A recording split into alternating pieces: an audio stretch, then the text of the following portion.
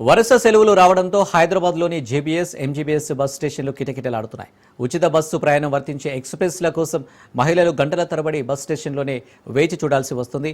మహిళల రద్దీకి తగ్గట్లు ఎక్స్ప్రెస్ బస్సులు వేయడంలో ఆర్టీసీ విఫలమవుతున్నట్లు ప్రయాణికులు ఆరోపిస్తున్నారు. ఇక చిన్నపిల్లలతో వెళ్తున్న పేరెంట్స్ బస్సులో సీట్ కోసం కుస్తీపడాల్సి వస్తుంది.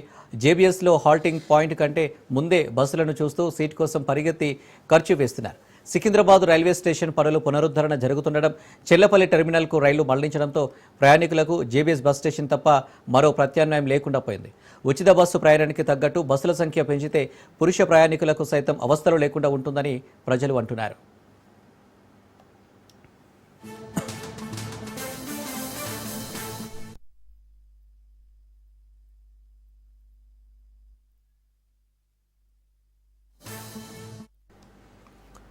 వరుస సెలవులు రావడంతో హైదరాబాద్లోని జేబీఎస్, ఎంజీబీఎస్ బస్ స్టేషన్లు కిటకిటలాడుతున్నాయి. ఉచిత బస్సు ప్రయాణం వర్తించే ఎక్స్ప్రెస్ల కోసం మహిళలు గంటల తరబడి బస్ స్టేషన్లోనే వేచి చూడాల్సి వస్తుంది. మహిళల రద్దీకి తగ్గట్లు ఎక్స్ప్రెస్ బస్సులు వేయడంలో ఆర్టీసీ విఫలమవుతున్నట్లు ప్రయాణికులు ఆరోపిస్తున్నారు.